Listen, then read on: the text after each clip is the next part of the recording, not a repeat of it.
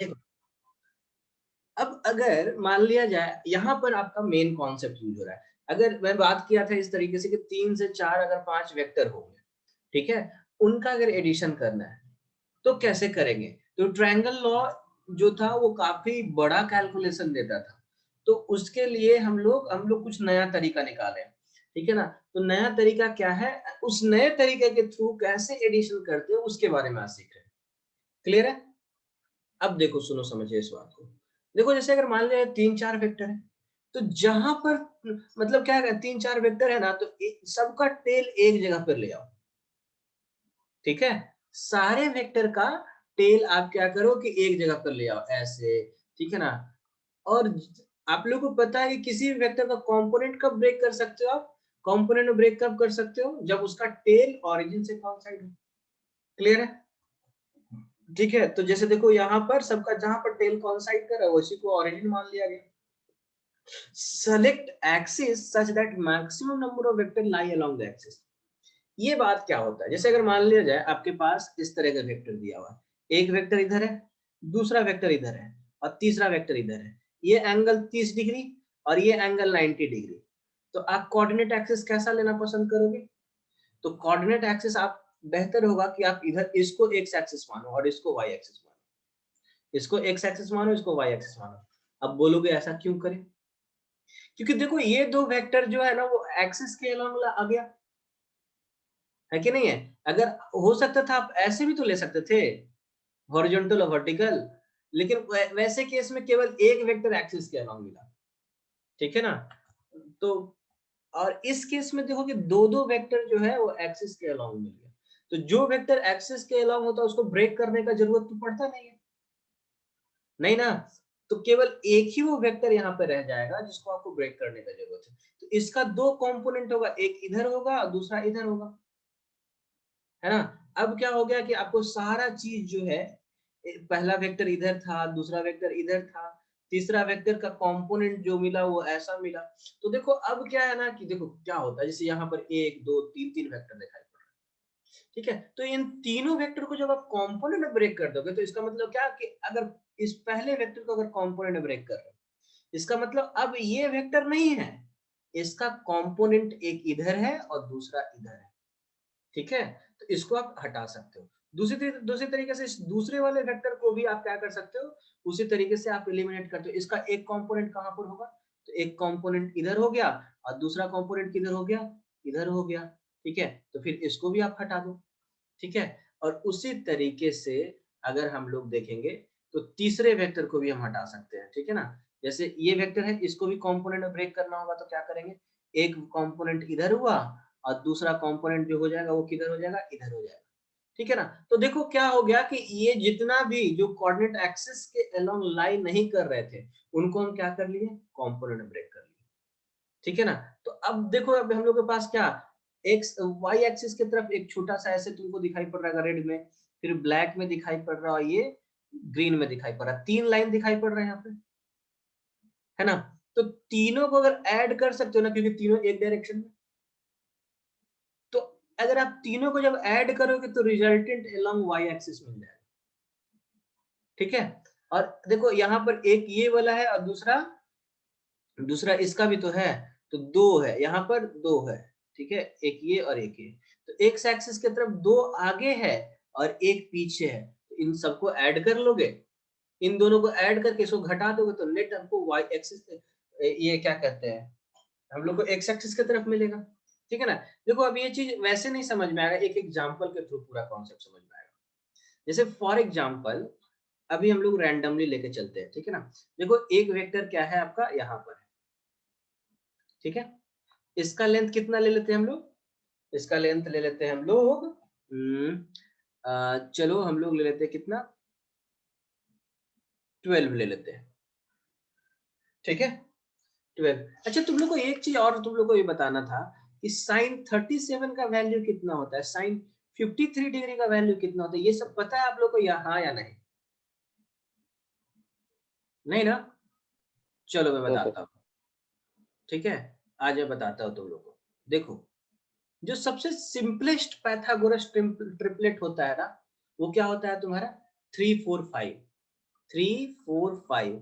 Pythagoras triplet आप लोग जानते हो, मतलब इन दो, अगर एक दो फर्स्ट दो नंबर जो है वो अगर आपका बेस और बेस और परपेंडिकुलर रहा, अगर ये बेस और ये परपेंडिकुलर, तो ये आपका हाइपोटेन्यूस रहेगा, है ना। तो एक को आप 3 लिख दो, एक को आप 4 लिख दो और एक 5 लिख दो। ये सिंपलेस्ट फॉर्म ऑफ ट्रायंगल है, राइट एंगल ट्रायंगल, ठीक है। तो देखो ये छोटा जो एंगल है, ध्यान देना इधर, ये जो हो जाता है वो 37 डिग्री हो जाता है, और ये 4 के आगे क्या हो जाता है, 53 डिग्री हो जाता है। तो बस ये ट्रायंगल अगर आपको याद रहेगा तो आप कभी भी कोई भी साइन 37 कॉस 57 सारा 53 निकाल सकते हो। जैसे देखो अगर हम बात करेंगे साइन 37 की बात करते हैं, साइन 37 बराबर क्या होगा, perpendicular by base, perpendicular by hypotenuse. Perpendicular आपका क्या होगा, ये इसके सामने जो होगा वही तो परपेंडिकुलर, तो 3, और हाइपोटेनियस कौन है, तो 5, तो 3/5। अगर हम आपसे पूछेंगे cos 37 बराबर कितना होगा, तो बेस कितना है आपका 4 और डिवाइडेड बाय कितना 5। उसी तरीके से आपसे मैं पूछूंगी tan 37 बराबर कितना होगा, तो परपेंडिकुलर क्या है आपका 3 और बेस कितना है 4, तो ये हो जाएगा आपका इस तरीके से, राइट। अब अगर हम sin 53 डिग्री का पूछेंगे, तो देखो 53 डिग्री तो ये है ना, अब इसके सामने वाला तो परपेंडिकुलर होगा, तो परपेंडिकुलर कितना है यहाँ पर 4 है, और हाइपोटेनियस कितना है 5 है। समझ रहे हो आप लोग, तो इस तरीके से आपको काम करने का जरूरत है। एंड सिमिलर वे में cos 53 अगर बात करेगा तो कितना हो जाएगा, cos के लिए बेस तो आपका ये हो जाएगा 3, तो 3/5 हो जाएगा, and tan 53 degree is equal to कितना हो जाएगा 4/3। तो देखो जो इसका साइन का वैल्यू है, ये इसका कॉस का वैल्यू, जो इसका कॉस का वैल्यू है साइन का वैल्यू, और इन दोनों का tan थीटा जो होता है वो रेसिप्रोकल है, खैर, क्योंकि ये दोनों जो एंगल है वो एक ही राइट एंगल ट्रायंगल का पार्ट है, इसीलिए ऐसा हो रहा है। जैसे जो साइन 30 का वैल्यू होता है वही तो कॉस 60 का वैल्यू होता है ना, और जो जो कॉस 30 का वैल्यू होता है वो साइन 60 का होगा। क्यों, क्योंकि 60 और 30 एक ही राइट एंगल ट्रायंगल का पार्ट होता है ना। आप लोग ध्यान देना, इस तरीके से होता है, अगर ये 30 हो गया तो अगला 60 होगा, तभी यहाँ पे 90 होगा। तो ये चीज आपको थोड़ा याद रखने का जरूरत है। आई होप सबको समझ में आ गया ये चीज, राइट। देखते हैं, यहाँ पर हमारे पास 3 वेक्टर है, ए वेक्टर है, बी वेक्टर है और सी वेक्टर है, ठीक है। अगर आपको तीनों, अगर आई कैप जे, तीनों अगर इस तरीके से दिया रहेगा, अगर आपको तीनों का रिजल्टेंट निकालना है, कैसे करोगे, तो सबसे पहला स्टेप क्या होगा कि हम लोग को तीनों वेक्टर को कंपोनेंट के फॉर्म में ब्रेक करना है, ठीक है। तो कंपोनेंट के फॉर्म में कैसे ब्रेक करेंगे, तो पहला वेक्टर जो है उसका एक्स कंपोनेंट तो देखो एक वेक्टर को, किसी भी वेक्टर को कंपोनेंट में कैसे ब्रेक करते हैं, इसका मैग्नीट्यूड कितना है 15, तो 15 लिख दिए।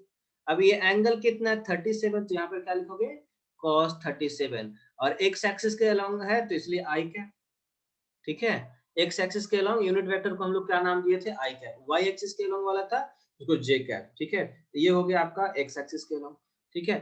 फिर वाई एक्सिस इधर इधर अगर cos हो गया तो अगला क्या हो जाएगा, साइन हो जाएगा, तो 15 साइन 37 जे कैप हो गया, है ना। उसी तरीके से अगर हम वेक्टर बी की बात करेंगे, तो वेक्टर बी का कंपोनेंट में कैसे ब्रेक करोगे आप, तो 10 एक्स कंपोनेंट कितना जाएगा, तो cos जाएगा, cos 53 आई कैप प्लस 10 साइन 53 जे कैप, ठीक है। तो ये हो जाएगा। नाउ अब सी वेक्टर जो हो गया ये वाला, इसको कंपोनेंट में ब्रेक करना है, तो देखो ये एंगल किससे बन रहा है, तो वाई एक्सिस से बन रहा है, तो वाई कंपोनेंट कितना होगा, cos में जाएगा।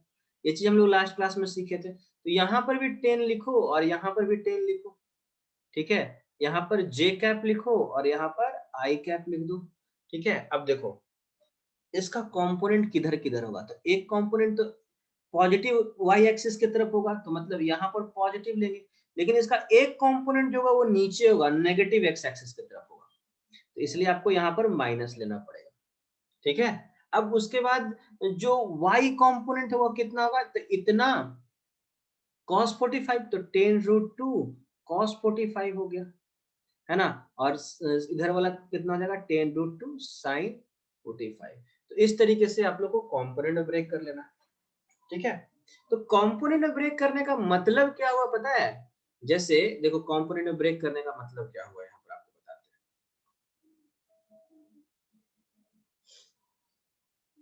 ठीक है, देखो हम एक छोटा सा और डायग्राम बनाते हैं और यहाँ पर आप लोगों को समझाते हैं कि कंपोनेंट में ब्रेक करने का मतलब क्या हुआ। ये जो पहला वेक्टर है ना, पहले वेक्टर को इस कलर से दिखा रहे हैं, ठीक है। इसका दो कंपोनेंट हुआ, देखो यहाँ पर बताते हैं। ये 15 cos 37 का वैल्यू कितना है 4/5, ठीक है। तो 15 गुने 4/5 तो यहाँ पर हो जाएगा आपका 12 आई कैप। और इधर कितना हो जाएगा आपका साइन 37 कितना 3/5, तो यहाँ पर 3 3 जा 9, तो यहाँ पर 9 j कैप आएगा, ठीक है। यहाँ पर सॉल्व करेंगे तो कितना आएगा cos 53 कितना है, देखो cos 53 कितना 3/5 है, तो 3/5 से इसको मल्टीप्लाई करेंगे तो यहाँ पर 6 आई कैप आ जाएगा। और दूसरे में अगर 4/5 से मल्टीप्लाई करोगे यहाँ पर, क्योंकि साइन 53 बराबर कितना है 4/5, तो यहाँ पर 8 जे कैप आएगा। इसको भी सॉल्व करोगे तो इधर आएगा तुम्हारा -10 I cap plus 10 J cap, ठीक है। सुनो मेरी बात को अब ध्यान से देखना। ये जो पहला वेक्टर है ना उसको हम क्या किए, तोड़ दिए दो भाग में। तो उसका x कंपोनेंट कितना हो गया यहाँ पर 12, ठीक है। और y कंपोनेंट कितना हुआ 9। तो पहला वेक्टर खत्म, उसका कंट्रीब्यूशन इधर दिखा दिए, समझ गए, x और y की तरफ। अब उसी तरीके से दूसरा वेक्टर स्टार्ट करते हैं। तो दूसरा वेक्टर का x की तरफ कंट्रीब्यूशन कितना है 6 है, तो 6 को दिखा दिया। y की तरफ कंट्रीब्यूशन कितना है 8 है, तो 8 को ऐसे दिखा दिए। फिर x की तरफ तीसरे वेक्टर का कंट्रीब्यूशन कितना है, तो -10 का, ठीक है। और इसके तरफ कितना है 10 का, ठीक है। तो देखो अब यहाँ पर जब तीनों वेक्टर को कंपोनेंट में ब्रेक कर दिए तो अब आपको कोई और वेक्टर नहीं दिखाई पड़ रहा है, सारे के सारे वेक्टर या तो x एक्सिस की तरफ दिखाई पड़ रहे हैं या तो y एक्सिस की तरफ दिखाई पड़ रहे हैं, राइट। तो देखो अब देखो क्योंकि ये तीनों एक डायरेक्शन में है तो इन तीनों को जोड़ दो, तो यहाँ पर हो जाएगा 10 + 8 + 9 दैट इज इक्वल टू 8 8 16 17 27। इधर हो जाएगा, इधर कितना होगा 12 6 18 -10, तो ये आपका हो जाएगा 18 - 10 कितना होगा 8। तो फाइनल इन दोनों का मतलब ये पूरे वेक्टर का रिजल्टेंट का x कंपोनेंट कितना होगा 8 और y कंपोनेंट कितना हो जाएगा 27, ठीक है। तो जो रिजल्टेंट वेक्टर होगा उसका i कंपोनेंट इतना और j कंपोनेंट इतना, और ये हो गया आपका इन तीनों का रिजल्टेंट। तो काफी आसान है ना, सिंपल। आपको एक्स एक्सिस के अलोंग अगर सेम डायरेक्शन में तो ऐड कर दो सबको, अपोजिट डायरेक्शन में तो सब्ट्रैक्ट कर दो और फाइनल रिजल्ट आपको मिल जाएगा। So this is one of the easiest way actually. देखो अब देखो इसको अगर आपको डायग्राम से तो आप लोगों को समझ ही गए, अब इसको एल्जेब्रिकली कैसे डील करोगे। वेक्टर ए को आप लिखोगे ऐसे 12 I cap plus 9 J cap, okay. Vector B को आप क्या लिख रहे हैं 6 I cap plus 8 J cap, right. Vector C को आप क्या लिख रहे हैं -10 I cap plus 10 J cap. Now जब vector A plus vector B plus vector C आप लिखोगे तो सारे आई वाले को एक साथ लोगे, मतलब ऐसे 12 + 6 - 10 आई कैप, ठीक है। तीसरा क्या होगा, ये तीनों को एक तरफ रखेंगे 9 + 8 + 10 जे कैप, इस तरीके से सारे आई वाले को एक तरफ रख लिया।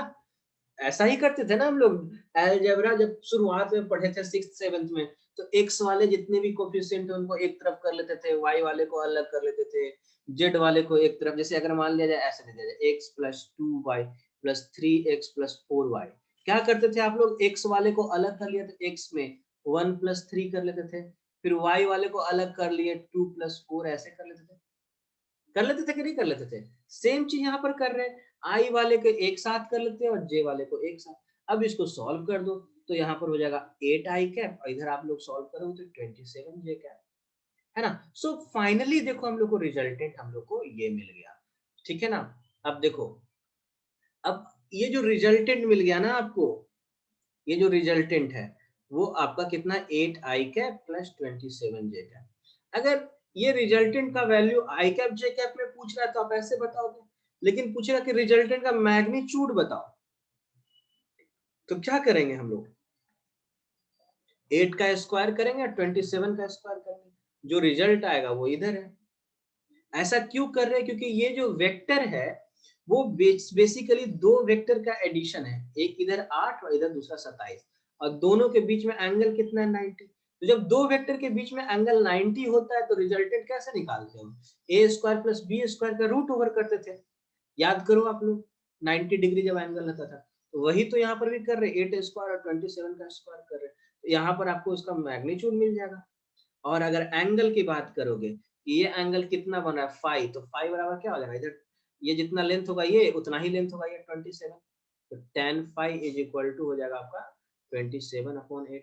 यहाँ से आप phi का वैल्यू निकाल लो, दैट इज tan इनवर्स 27/8। इस तरीके से हम लोग क्वेश्चन सॉल्व करते हैं। समझ आया सब लोग? आते हैं। ओके, एक और क्वेश्चन देखते हैं, है ना। एक और क्वेश्चन देखते हैं। चलो देखो, इसमें फिर से हम लोग क्या करेंगे, वेक्टर ए को तोड़ना है कंपोनेंट में, तो इधर हम लोग क्या मानेंगे एक्स एक्सिस, इधर हम लोग क्या मानेंगे वाई एक्सिस। तो इसको कंपोनेंट में ब्रेक करेंगे तो कैसे लिखोगे आप? तो देखो, जिधर से एंगल बना रहता है उधर कॉस लेते हैं, तो इधर कितना हो जाएगा 10 √2 है ना, 10 √2 cos 45 आई कैप, और फिर y कंपोनेंट कितना लेंगे आप, तो 10 √2 sin 45 जे कैप। तो यहाँ पर वेक्टर ए बराबर कितना हो जाएगा 10 I cap plus 10 J cap, ये हो जाएगा वेक्टर ए की कहानी। ना वेक्टर बी की अगर हम बात करें तो देखो, जब सेकेंड क्वाड्रेंट में आता है तो इसका एक्स कंपोनेंट क्या हो जाता है, नेगेटिव हो जाता है, और वाई कंपोनेंट क्या रहता है, पॉजिटिव रहता है। तो वेक्टर बी बराबर आप क्या लिखोगे? तो देखो यहाँ पर हम लोग लिखते हैं 20 sin 53, क्योंकि एंगल किससे बन रहा है, वाई एक्सिस से, एक्स एक्सिस तो नहीं बन रहा है। यहाँ पर ऐसे लिखोगे, प्लस यहाँ पर क्या लिखेंगे 20 साइन नहीं, यहाँ पर हम लोग लिखेंगे कॉस, तो कॉस 53 डिग्री, और ये रहा आपका जे कैप। क्लियर है? नाउ यहाँ पर vector B is equal to हो जाएगा आपका कितना, -20, 4 यहाँ पर 4/5 हो जाता है, ठीक है, और ये आई कैप रहेगा, और यहाँ पर कितना हो जाएगा 20 इंटू 3/5 जे कैप, है ना। तो कितना हो जाएगा ये बताओ, यहाँ पर ऐसे 4 टाइम्स, यहाँ पर भी आपका ये 4 टाइम्स, तो कितना हो जाएगा -16 I cap plus 12 J cap. तो ये हो गया आपका vector B. Now vector C की बात करते हैं, तो वेक्टर सी किधर है, तो नेगेटिव वाई एक्सिस की तरफ है, तो यहाँ पर 15 माइनस जे कैप लिखोगे, लिखोगे राइट, क्योंकि यहाँ पर इसका ये तो कोऑर्डिनेट एक्सिस की तरफ है, तो इसको हम लोग को कुछ करने का जरूरत नहीं। अब देखो वेक्टर ए को क्या लिखेंगे हम लोग 10 I cap plus 10 J cap, vector B को क्या लिखे हम लोग, तो यहाँ पर -16 I cap plus 12 J cap, और वेक्टर सी को क्या लिखे हम लोग -15 जे कैप, यहाँ पर 0 लिख दिया। अब अगर हम लोग को रिजल्टेंट निकालना है तो क्या करेंगे, सबको इधर जोड़ते हैं, तो 10 - 16 -6 आई कैप, यहाँ पर कितना हो जाएगा 10 और 12 कितना होता है 22, 22 - 15 कितना होगा 7 जे कैप। तो रिजल्टेंट आपको इतना मिल गया। अब आपसे पूछा जाएगा कि रिजल्टेंट का मैग्नीट्यूड बताइए, तो रिजल्टेंट का मैग्नीट्यूड कितना होगा, तो रिजल्टेंट का मैग्नीट्यूड निकालने के लिए हम लोग क्या किए थे, 6 का स्क्वायर प्लस 7 का स्क्वायर, और वही आपका रिजल्टेंट आ जाएगा। ठीक है, tan phi अगर पूछा जाएगा तो 7/6, और ये phi कहाँ से है, विथ x एक्सिस, है ना। तो इस तरीके से हम क्वेश्चन